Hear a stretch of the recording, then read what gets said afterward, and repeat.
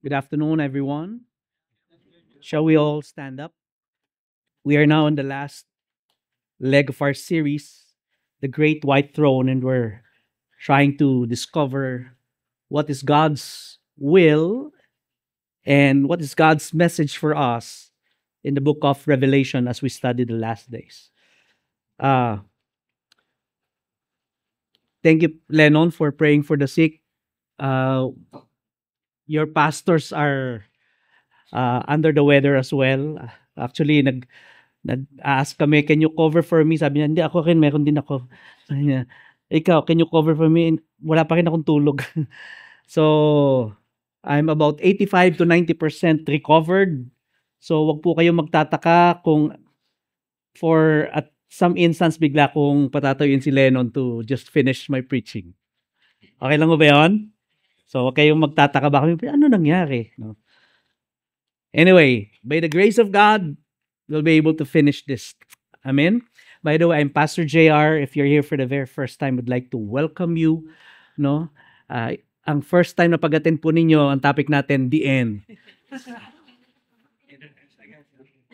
So maganda po yung timing ninyo. Revelations chapter 2, 21 verses 1 to 8. Open your Bibles, physical or digital. And as you're doing that, I want you to join me in a word of prayer. Father, in the name of Jesus, we are so much glad, Lord, because we know, Lord God, that you are in full control of the situation, not only of our nation, but of the world. Because in eternity future, you have already seen how these things will end. And as we study your word, we pray that we will be encouraged, Lord God, that at the end, no matter what happens, no matter what happens in Gaza, in Ukraine, in China, or even in our Senate hearings, at the end, God, your will always prevail. We thank you, God. Anoint the reading and the preaching of your word. In Jesus' name, amen and amen. Verses 1 to 8. Join with me. 1, 2, 3. Then I saw a new heaven and a new earth. For the first heaven and the first earth had passed away, and the sea was no more. And I saw the holy city, Jerusalem, coming down out of heaven from God, prepared as a bride adorned for her husband. And I heard a loud voice from the throne saying, Behold, the dwelling place of God is with man. He will dwell with them, and they will be his people, and God himself will be with them as their God. He will wipe every tear from their eyes, and death shall be no more. Neither shall there be mourning, nor crying, nor pain any more, for the former things have passed away. And he who was seated on the throne said, Behold, I am making all things new. Also he said, Write this down, for these words are trustworthy and true. And he said to me, It is done. I am the Alpha and the Omega, the beginning and the end. To the thirsty I will give from the spring of the water of life without payment. The one who conquers will have this heritage, and I will be his God, and he will be my son. But as for the cowardly, the faithless, the detestable, as for the murderers, the sexually immoral, sorcerers, idolaters, and all liars, their portion will be in the lake that burns with fire and sulfur, which is the second death. This is the word of the Lord.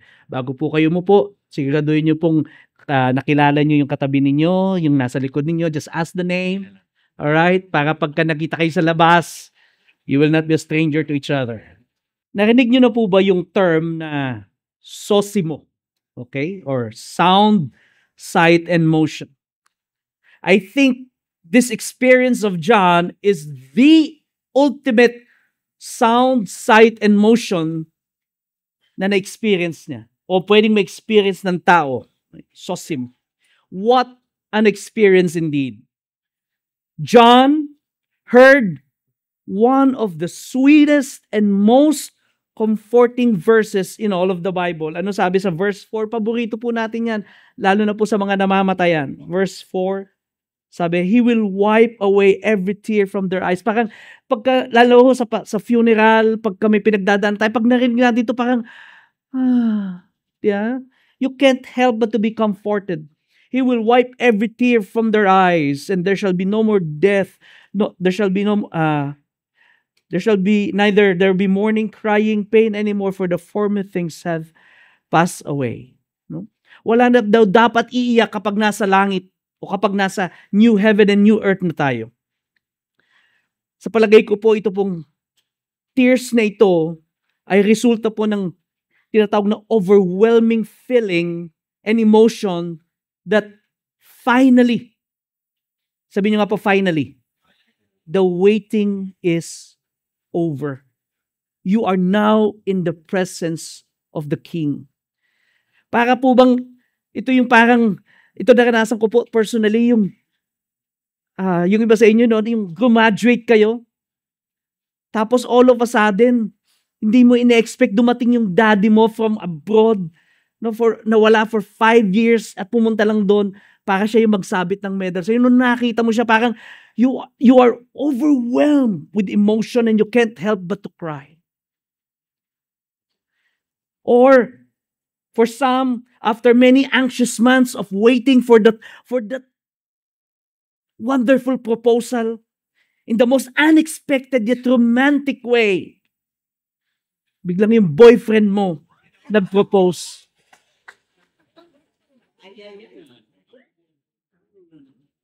Or, when you see your very first child, yung una mong hawak, una mong tingin, una mong eye to eye sa kanya, o yung una mong apo, nakita mo sa unang pagkakataon, and you're seeing on him your very reflection. No, sasabihin mo, yung mata yan, mata ko yan, kahit hindi. Yeah?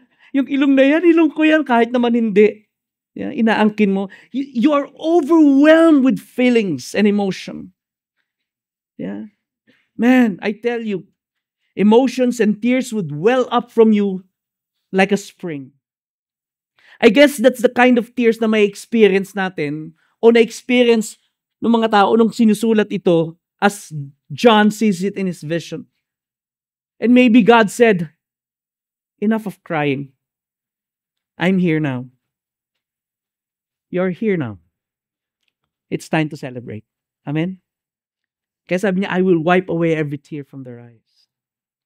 What a sweet sound of the voice of God. But not only sound, but the sight, the visuals. Tingnan po ninyo sa verse 1. No? I suggest i-open nyo po lagi yung Bible nyo sa inyong digital Bible kasi babalik-balikan natin yan. Alright? Verse 1. Kanina I heard. Yeah, ito naman, then I saw. Sosi mo talaga, no? Then I saw the new heaven and a new earth. Sabi sa verse 2, and I saw the holy city, New Jerusalem, coming down out of heaven from God. Adorned, prepared as a bride, adorned for her husband. Alam niyo, makalipas po ng pandemic, okay?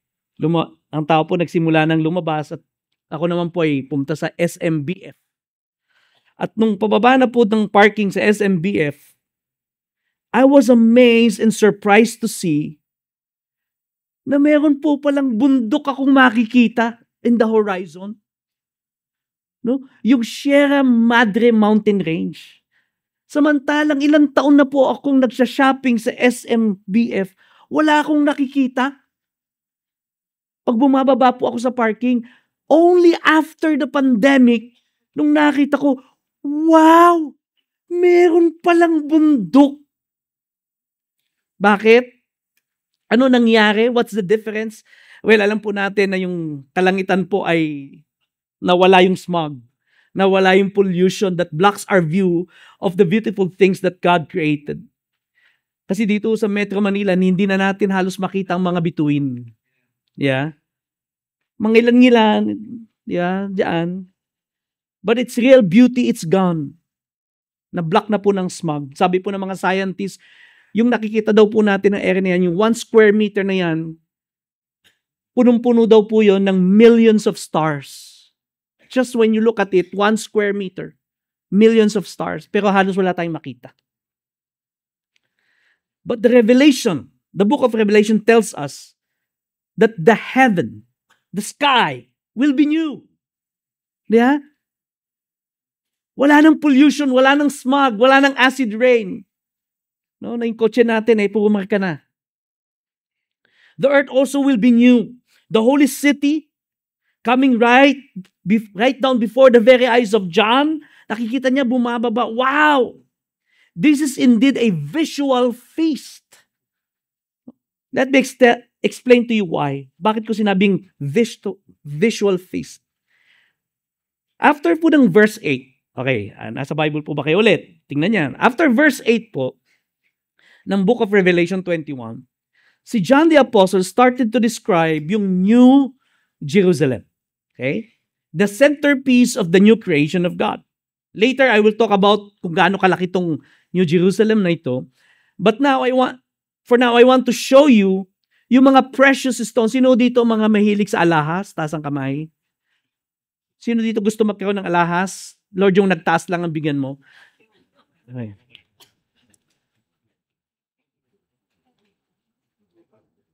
Pinapakita po dito kung paano pong bat-bat ng mga precious stones, ito pong foundations of the wall of Jerusalem. Verse 18. Punta po kayo sa verse 18.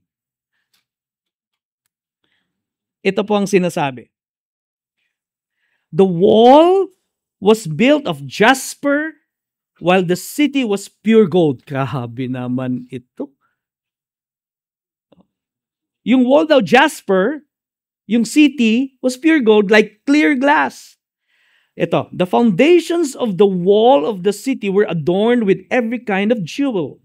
The first was jasper, the second sapphire, third agate, fourth emerald, the fifth onyx, the sixth carnelian, the seventh chrysolite, the eighth beryl, the ninth topaz, the 10th chrysoprase, the 11th jacinth, the 12th amethyst.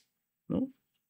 Verse 21, and the 12 gates were 12 pearls, each of the gates made of a single pearl. Grabe naman ito. Gano'n kaya kalaking oyster ang nag-produce nitong pearl na ito? Yeah? And the street of the city was pure gold like transparent glass. Sabi, alam nyo, sa Amerika, nagkakagulo sila, talagang namimili ang Amerika ng gold kasi they want to strengthen yung kanilang economy in preparation po for the launching of the BRICS currency. No? Pero sa langit, wala. Talagang parang ordinary lang. Now, here's the question. Hindi ba kayo na-surprise na hindi binanggit yung diamond? O kaya yung ruby? Yeah? Sabi, di ba, yung pinaka-presyo sa atin, diamond eh. Why? Because diamond is forever. Yeah. Bakit po kaya hindi sila na-include? Yung red ruby. Okay? Why? What's the difference? Now, listen to me. No? Let me tell you something very interesting. So, if I were you, kung nag-Facebook pa po kayo, i-close nyo na. No? Kasi napaka-interesting po nito. Only recently na yung mga scientists po na-discover ito and no one in the history could have ever predicted this. Okay? Only God knows this. That's why pinili po niya itong mga precious stones na ito to decorate our future homeland. You see, there are two kinds of gems.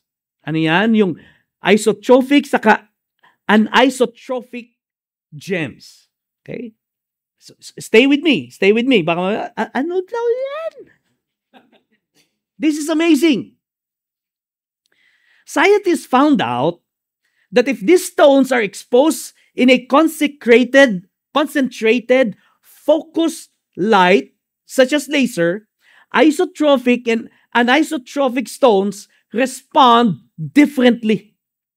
Okay? Pag tinamaan mo sa yung talagang concentrated light focus, magkaiba sila ng response. Yung isotrophic stones daw po, kapag dilagyan mo yun ng laser light, yan po ang resulta sa microscope nung inilawan nila. They remain dark, madilim. Okay? no sparkles, unshimmering, unsplendid. Kung meron mang ganung word. Yeah. While the anisotropic stones, on the other hand, appear to light up, shimmer with colors, nagniningning. Okay? At nagpapakita po ng iba't ibang patterns kapag pa na-expose sa pure and focused light. That's how they look like. Yan po yung mga ilaw. Yan po yung mga colors na ini-emit nila kapag tinamaan po sila ng pure, focused light. Wow! Take note of that, ha? Pure and focused light. Now, listen to verse 23. Tingnan po natin verse 23. And the city has no need of sun or moon to shine on it, for the glory of God gives it light, and its lamp is the Lamb. Hindi na daw kailangan ng araw kasi yung kaluwalhatian ng Diyos ang nagsisilbi nating liwanag.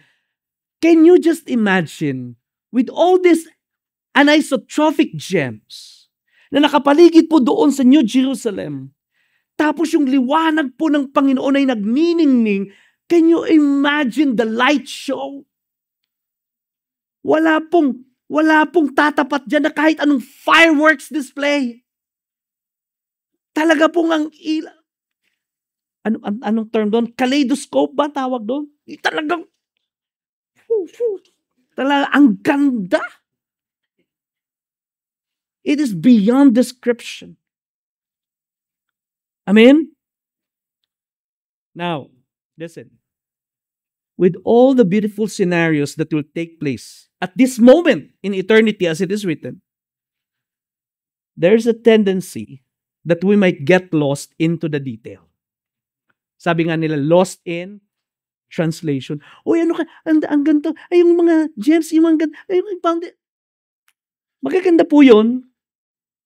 Pero hindi po doon ang focus ng mensahe ng Book of Revelation. We do not want to miss what God is really trying to say to us and about Himself. So the question I want to ask you and I want to answer in this preaching is, what is God trying to say about Himself? What is His message? What is He revealing here that He wants us to take to heart habang naghihintay po tayo sa pagdating ng ating pinakamamahal na Mesiyas, yung ating bridegroom, our Savior, Jesus Christ? What do these verses tells us about Him? 3 things, 3 truths. Number 1, God is completing history because history is His story. History is His story and He will complete history. Remember that the Bible started with creation, followed by its slow deterioration. Pero sa dulo po, makikita natin sa Book of Revelation, it ends in the renewal and redemption of creation. Ano sabi nga sa libro? Paradise lost, paradise gained. Yeah. Verse 5, it says, and He who was seated on the throne, throne said, behold, I am making all things new. I am making all things new. And God showed it to John. Yeah. Ano yun? Tada! Verse 1, sabi, then I saw a new heaven and a new earth. For the first heaven and the first earth had passed away, and the sea was no more. And the sea was no more. I wonder kung makakakain pa tayo ng sugpo. Huh? The sea was no more. Baka may river naman, baka meron pang river shrimp. Hindi po ako tiyak.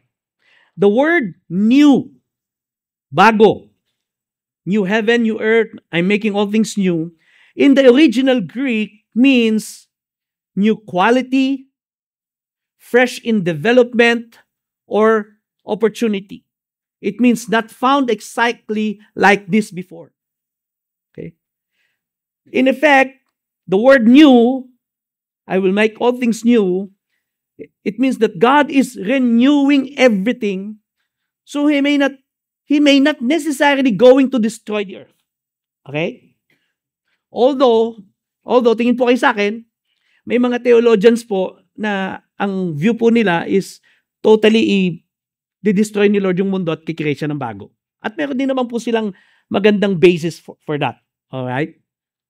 So, whatever the case may be, okay, whether the creation would be renewed or it will be totally new, the great thing is that the old would be gone and new will come. Amen? Gaya ng sinabi ko, binanggit ko kanina, o binanggit ni Lord dito sa isa sa pinaka-sweetest encouragement sa Bible, He will wipe away every tear from their eyes. And death shall be no more, neither there shall be mourning, nor crying, nor pain anymore, for the former things have passed away. Everything will be new. Gone will be the days of death staring in our eyes. Amen? Nasubukan niyo ba yon? Wala kang magawa. Inagaw sa iyo ang buhay ng mahal mo sa buhay. Dahil lang sa isang simpleng traffic altercation, ang sabi sa tatay mo, isang bala ka lang. Boom. Pumanaw na. Kinuha na yung tatay mo. O dahil lang sa kakulangan o kapabayaan ng medical system natin, nawalan tayo ng mahal sa buhay. Naalala niyo ba yung pandemic? Dinala mo lang sa ospital yung mahal mo sa buhay at yun na yung huling pagkakita sa kanya. O di kaya doon sa di mapaliwanag ni sitwasyon, pumanaw yung fiancé mo na pakakasalan mo na sana kinabukasan. Yeah. Parang Jollibee lang. Yeah. Totoo po, umiiyak tayo ngayon for one reason or another, but the day will come, read my lips, the day will come, hindi na tayo iiyak. Papawiin ni Lord lahat ng luha natin. Hindi na tayo magluluksa. Hindi na tayo masasaktan. And everybody say, oh. Hindi na rin tayo magkakasakit tulad ng ubo, sipon. Ano yun sa'yo? Gout. Wala na. In Jesus' name. Oh. Yeah. Hindi na tayo magkaka-cancer, diabetes. Yeah. Hahaba na ulit yung buko sa bumbunan. Talagang inaasam-asam ko yan. Magiging bago na po ang lahat. Yung inaasam-asam natin na ending, God will fulfill it. He will finish our story, His story, because history is His story. Amen? Pangalawa, ito po yung sinasabi ng Panginoon dito po sa Book of Revelation habang pinapakita po niya lahat ng mga bagay na ito. God desires to draw near to us. Ulitin ko. Tingnan po ninyo yung pagkakakonstruct ng sentence na yan. God desires to draw near to us. I want us to take note of the word pictures used here sa verse 3. And it says, and I heard a loud voice from the throne saying, behold, the dwelling place of God. Literally, in the original, it means tabernacle. Okay? Sabi nyo nga po, tabernacle. The dwelling place of God is with man. He will dwell with them, and they will be His people, and God Himself will be with them as their God. This word picture, this metaphor, it hyperlinks us. It brings us back thousands of memories to the very first structure of God's people to house the presence of God. Yan po tinatawag na tabernacle. Yung picture na yan. Okay? Pinapaalala po ng Diyos na siya ay nandoon sa kalagitnaan nila nung nilagay po yung tabernakulo na yan.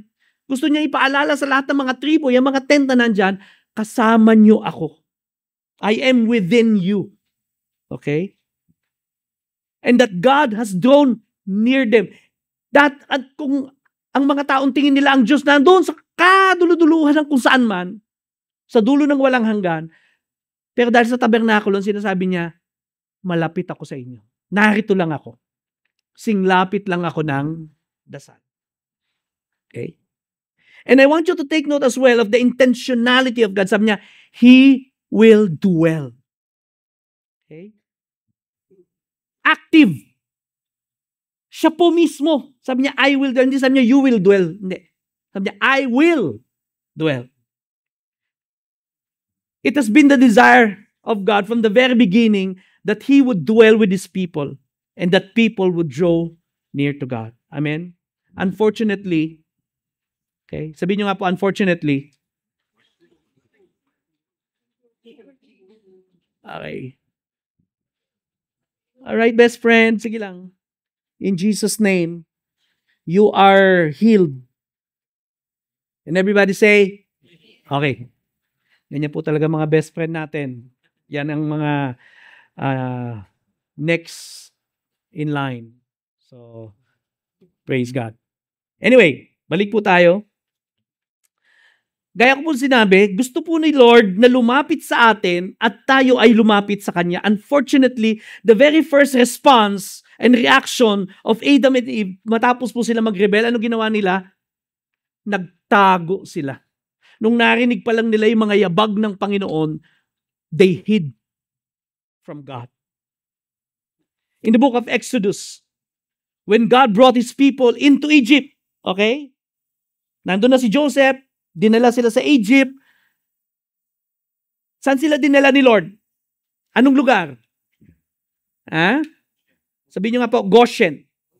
Okay. It is the most fertile land in all of Egypt.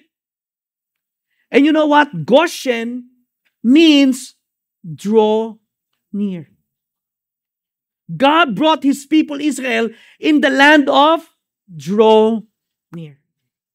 Genesis chapter 45 verse 10. You shall dwell in the land of Goshen and you shall be near me. Ito po yung desire ni Lord from the very start, mga kapatid. Gusto ni Lord maging malapit sa iyo at gusto niya maging malapit ka sa Kanya. Minsan ang hilig natin yung tumatakbo tayo papalayo sa Panginoon. Amen? Nung ako po'y bata-bata pa, 10 years ago, may paborito po akong awit, yung When God Ran. Storya po yun ng The Prodigal Son. Saan yung ama tumakbo, papalapit sa kanyang anak. Amen? You shall be near me. Kaya kita dinala dyan sa land of draw near so that you will be near me. You will draw near to me. Even the name of the city, hindi po yun random. God wanted to communicate to His people, I want you near me. I want you to come to me. Unfortunately, they were drawn to the blessings of Egypt rather than to the God who brought them near the blessing. Sana wag po ganun, ano? Yung pag napagpala na, nalimutan na si Lord. Okay? Nakakuha lang ng kontrata sa gobyerno, nalimutan na si Lord. Simulan pagkaganda-ganda ng pangalan, Alpha and Omega. We want to honor God. And yet, nung kumita na, nakalimutan na si God. Now, let's take the holy city, the New Jerusalem. In the last days, binabanggit, ito po yung ating permanent dwelling place. The New Jerusalem. Now, tingin po kayo sa akin. Sabi ng iba, ay, hindi yan literal. That is a figurative picture. Sabi ng iba, literal yan talaga yung titiran natin. Whatever the case, it tells us that our future is beautiful. Amen? That's what's important to me. Literal man yan o hindi. Basta ang alam ko, pag dinala ako ni Lord, doon sa kung saan man lugar yan, maganda yon. Ano po sabi ng Bible natin? It is coming down. Nakita ni Johnny, I saw the new heaven and the new Jerusalem coming down. Sabi niyo nga po, coming down. Yung inaasam-asam natin na pagkakataon, ito na yung titira natin, makakasama na natin ng Diyos dito, it is coming down. But unfortunately, most of our Christian lives, ang pangarap natin to go up. Tama? Naisip natin, saka pupunta, akit na tayo sa langit. But the truth of the matter is, in the last days, bababa. Hindi tayo tataas. Hindi yan spaghetting pababa at pataas. Amen? Ang tawag po ng mga theologians doon sa mga taong ang gusto lang lagi umakyat na lang sa langit. Tawag po dyan, escapism. They want to escape. Gusto nilang tumakas dito sa lupa. Ang isip na lang nila palagi, pumunta sa langit. Kasi gulo-gulo dito sa lupa, punta na lang sa langit. Can I make a confession to you? Alam niyo ba kung kailan ako nagkaaroon ng masidhing pagnanasa na pumunta sa langit? Sino dito minsan yung dinasal niyo, Lord, gusto ko na pumunta sa langit. Meron ba? Ako pa lang sa... Hindi ko naman sinabing now na. Pero sa totoo po, nagkaaroon ako ng time yung parang mas Lord, masuskot ang pumunta sa langit. Alam niyo kung kailan yon? Every time po na magkakaroon kami ng passionate discussion with my wife. Sa totoo lang, I really hate the feeling that I wish nasa langit na lang ako. Now, don't get me wrong. It's the feeling that I hate. Baka sabihin niyo, sobrang galit ni pastor doon sa misis niya. Hindi. It's the feeling that I hate. Lalo na po pag alam ko ako yung mali. Yeah. Yung alam ko ako yung naka-offend. Yung nasaktan ko na naman yung damdamin ng misis ko. Yung... Yeah? Nakagawa mo na ba yung Conrad? Umayos ka. Yeah. Nakakainis yung ganong feeling. Sabi ko, Lord, ayoko ng ganong feeling. Pwede ba punta na ako sa langit? Pero, don't get me wrong, hindi ako nagpaplano mag-suicide. No, baka mami, gusto ba ako nag-suicide na? Kailangan ng counseling. Hindi po. Okay? Nakakainis lang talaga yung feeling. Ganun naman po talaga yung marriage. Di ba? Sa simula lang yan masarap. Yung marriage, sa simula lang masarap. Yung marriage, sa simula lang masarap. Tandaan niyo yan. Mga may asawa. Yung mga gusto mag-asawa. Sa simula lang masarap. Bakit? Pasarap ng pasarap. Habang tumatagal, pasarap ng pasarap. Ganda yung points mamaya, bro. May paghahain ka niyan mamaya. Okay. Di ba? Habang tumatagal po, kaya ginamit nga ni Lord yung metaphor ng wedding and marriage, di ba? Ano sabi sa verse 2? Sabi sa verse 2, and I saw the holy city, New Jerusalem, coming down out of heaven from God, prepared as a bride adorned for her husband. It speaks of intimacy and relationship. Amen? Bakit? Kasi gusto nga ni Lord mapalapit sa atin at tayo mapalapit sa Kanya. Amen? Now, let me go back to the New Jerusalem. Gaano ba kalaki itong New Jerusalem? I do not want to go into so much detail, pero importante po itong gusto kong banggitin na to. And this is still in relation to the second truth. Ano yung second truth? God desires to draw near to us. Now, in modern measurement, New Jerusalem is more than, listen to this, more than 5 million square meters. Ulitin ko, read my lips, 5 million square meters. Alam ko, yung iba sa atin, nagdi-design lang, kahit 50 square meter lang, pwede na. Yeah? Pag 500 meter, 500 square, parang wow! Ito po, 5 million square meter, mali pala, hindi pala square meters, square kilometers. Okay? At yan po, ang size po niyan, kalahati ng Europe. Ganun po kalaki. That is a huge landmass. Hindi po siya katulad ng Jerusalem na ngayon na pagkalit-lit, tapos pinag-aawayan pa ng mga Palestinians at mga Jewish people. What's unique about this is that it is in a perfect square or perfect cube. Okay? Si Pastor Jojo Agot po, nung nagturo sa mga leaders noon patungkol po sa end times, nagbigay po siya ng napakagandang insight. Ang sabi niya, sa Bible daw po, the only thing that is perfect square or perfect cube sa Bible, apart from this one, is what? The Holy of Holies. Okay? Sabihin niyo nga po, Holy of Holies. Kung saan yung Ark of the Covenant nandoon at dun po nakalagak, quote-unquote, ang presensya ng Panginoon. Now, in our new home, sinasabi ng Bible, so, tingin po sa akin, Holy of Holies, cube, perfect cube. Anong meron sa Holy of Holies? The very presence of God. And now, New Jerusalem, perfect cube.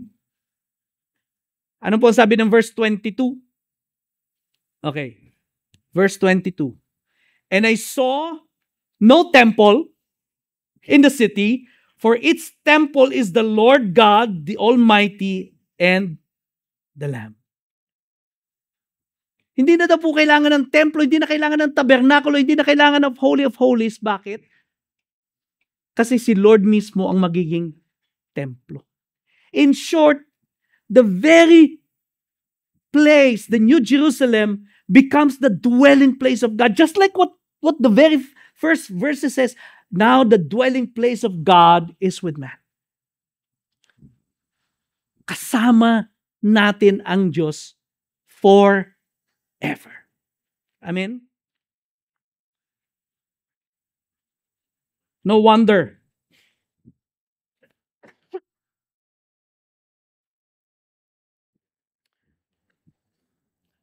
po, sinasabi sa verse 3. Tingnan po ninyo ang verse 3. Yeah? And I heard a loud voice from the throne saying, behold, the dwelling place of God is with man. He will dwell with them, and they will be His people. Hindi mo na kailangan pumunta sa templo o pumunta sa kung saan man para hanapin ang presensya ng Diyos. Doon mismo kung nasaan ka, kasama mo ang Panginoon. God wants to be with us. Emmanuel. And He wants to draw near. He wants us to draw near to Him. Every day. Sabihin niyo nga po, every day. Tingin po kayo sa akin, gusto po ng Panginoon lumapit tayo sa Kanya. Hindi yung pag may pangangailangan lang. O hindi yung kapag masaya ka lang. Pag nagtatampo ka na, ayaw mo nang lumapit sa Kanya. No. Gusto po ng Lord lumapit tayo sa Kanya anytime, anywhere. Tears or laughters. Para po maranasan natin yung presensya niya, yung pag-ibig niya, yung biyaya niya, yung kanyang kapangyarihan, yung kanyang anointing. Amen? Last truth. God is faithful to fulfill what He had promised. God is faithful to what He had promised. Verse 5, it says, He who was seated on the throne said, behold, I am making all things new. Also He said, write this down, for these words are trustworthy and true. Sabi niya, John, sulat mo lahat ng nakikita mo at ng naririnig mo. Bakit? Because these are true. Not only that these are true, you can trust it will come to pass. You can take it to the bank, ika nga.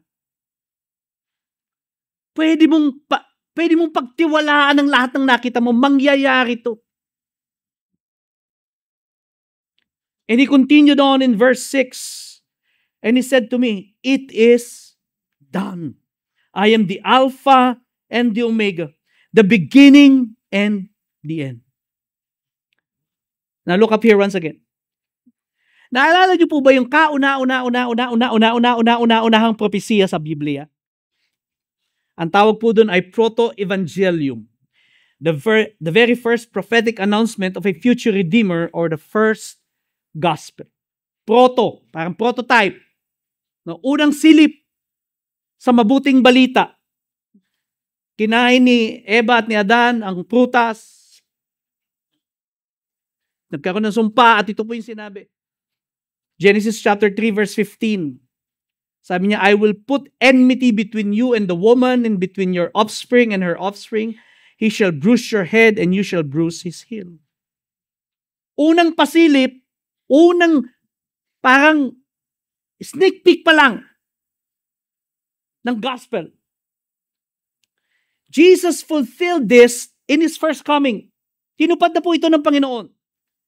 Naalala niyo po yung last words ni Jesus bago siya mamatay? Ano yun? It is finished. Yeah? Sa Greek, tetelestai. Okay? Anong ibig sabihin nun? Fully paid. It is an accounting or a business term na pag nagbayad kayo, tinatatakan ng paid. Yun po yun, tetelestai. But our Lord will complete the task of redemption in the last days. Dito po sa last days na binabasa natin, Jesus will say, it is done. It is done. Okay? Sa Greek po, ginomai. Ginomai. Parang kanta to ng Japanese eh. Ginomai. Japanese ba yun? Giyomi ba yun? Giyomi. Sorry. Natanda na talaga ako. Ang ibig sabihin po niyan, kung yung kanina, yung tetelestai is fully paid, ito naman po, it's a done deal. Okay? Consider it done. No? Ito po, yung mga magagaling pong leader, pagka kinausap mo, pwede bang consider it done? Hindi ka na mag-aalangan na ito gagawin niya kaya. Hindi. Consider it done. Manahimik ka na. Okay na yan. Huwag ka na mag-worry. At sinasabi ni Jesus, it is done deal, consider it done, it is now in the works. Okay? Sinisimulan ko na. The ball is now rolling, mga kapatid. The countdown has started. And soon, Jesus will come. Ano sabi niya? I am the Alpha and the Omega. Nung sinabi po niya yung I am the beginning and the end, ang sinasabi po niya dyan, I am in the beginning, I am in the end. Okay? Ulitin ko. Nung sinabi niya, I am the Alpha and the Omega, Alpha po kasi is the first letter of the Greek alphabet, Omega is the last letter of the Greek alphabet. Sabi niya, I am the beginning or I am in the beginning, I am in the end. But I want you to know that Jesus is always saying to us, I am also present in the in-between. Hindi lang doon sa simula, tapos, kasi may mga theologians na sinabi nung kin-create ni Lord yung mundo, parang, sige, bahala na kayo dyan. Kaya nagkagulo daw. Hindi po. God is in the beginning, God is in the end, but He's also in the in-between. At mga kapatid, tayo po yung nasa in-between ngayon. Minsan nga po feeling natin nasa gitna tayo ng mga nag-uumpugang mga bato. Jesus is with us in the in-between, sa kasalukuyan, sa lahat ng bagay na kinakaharap natin ngayon. Nasa maliwanag ka bang lugar, nasa madilim ka bang lugar. Maikli na ang PC mo, mahaba ang PC mo. Sabi niya, I am in the in-between. Nauubos na yung pasensya mo. Sa mga bagay na pinagdadaanan mo, sabi niya, kasama mo pa rin ako. Sa lahat ng mga pagsubok, habang naghihintay ng promotion na hindi mo alam kung kailan darating. Nung dumating, promotion lang, walang salary increase. Di ba? Nadagdagan lang ng trabaho mo. Tapos ang boss mo, Argentinian sa Russian. Alam niyo yan? Yung mga Argentinian. Not Argent. Saka Russian.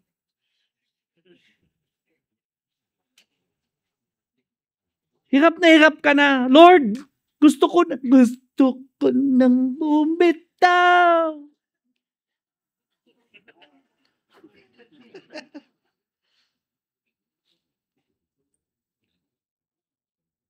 Jesus is cheering us on. Alam nyo, sa totoo lang, pinag-uusapan natin sa Pilipinas, promotion, sakit. Sa Nigeria po, pinupugutan ng ulo mga Kristiyano. Ilang daan na po ang pinupugutan ng ulo, sinusunog yung church. Pag nasunog po yung church, matitira na lang yung pinaka-wall. Babalik sila dun sa wall, magwo-worship ulit kay Lord.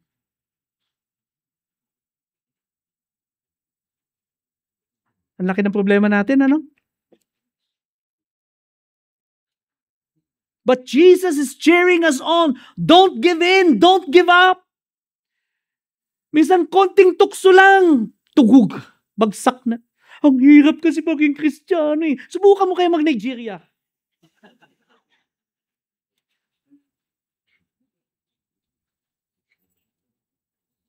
Amen? Hold on to your faith. I'm coming soon to take you home. Sana po ma-appreciate natin yung Kristyanismo natin dito sa bansa, yung kalayaan natin. Huwag nating hintayin na kung saan ma-overrun tayo ng mga atheists, ng mga radicals. Sa UK po ngayon, mas marami na po ang mga radical Muslim kaysa sa mga totoong British. Hindi na sila makapag-exercise ng kanilang faith. That's Great Britain, UK.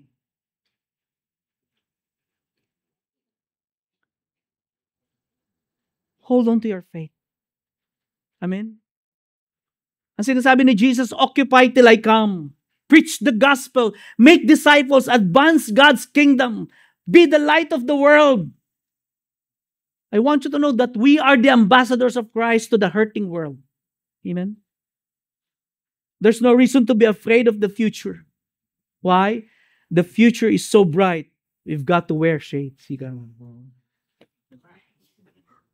The future is so bright. We've got to wear shades. Sayang, medyo dumidilim lang ng konti.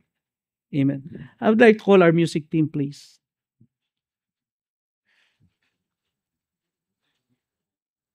In a short while, we will worship God. And as we conclude this series, I want to read a story as related by Nick Macaroni. Okay? Yan po talagang pangalan niya. Macaroni.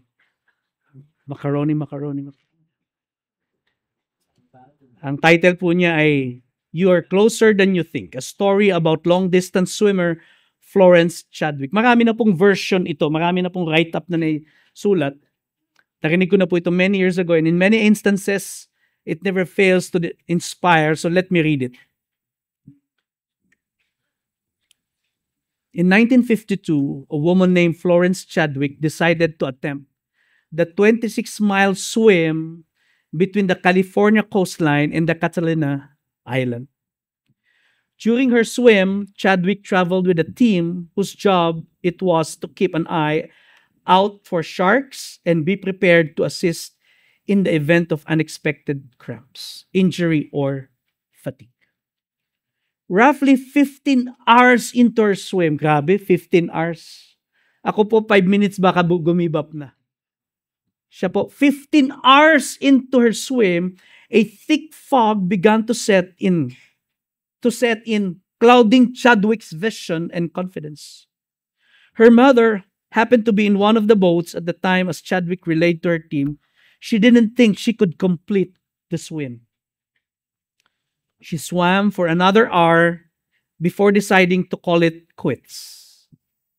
As she sat in the teetering boat, she discovered that if she had just continued on for another mile, sabihin niyo another mile, she would have reached Catalina Island. 1 mile more. But she stopped. What's the reason? Because of the clouds, she can't see the Catalina Island. 2 months after Chadwick failed attempt, she tried to swim once more. Once again, a thick fog set in, but this time, This time, she had a mental image of the shoreline in her mind as she pushed herself along. Nandito na sa isip niya. Nakabisado niya na yung itsura nung Catalina Island. It was already etched in her mind. What happened? Not only did she succeed, but Chadwick ended up making the swim an additional 2 times. For good measure, Chadwick also became the first woman to swim the English Channel in both directions. And she did it in record times. Mga kapatid, the book of Revelation is giving us a mental image of what it will be in the end. Si John po, he's showing us the shoreline. That the shoreline is almost there. Nandyan na, malapit na.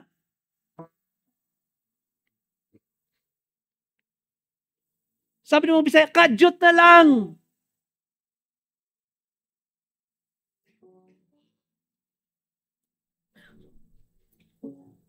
We may be weary, hopeless, feeling helpless, mentally exhausted, emotionally drained, physically tired, financially, what? Drained, exhausted, and tired. But our new home is waiting. True rest is waving by at us as if welcoming us from the horizon, saying, "Well done, my good and faithful servant." Sinasabi ni Lord sa atin, I am coming soon. This is a trustworthy promise. Mga kapatid, this is not a fantasy. Ano sabi ni Jesus? Write this down, John, because this is trustworthy and true. I hope you take that to heart. Whatever your situation, whatever you're going through, just don't give up. Don't give in. Hold on to the faith. Advance God's kingdom. Occupy till Jesus comes. Honor God in everything we do. Make disciples. Be an ambassador of Jesus to the hurting. Amen. Let's all stand up. Let's worship the Lord.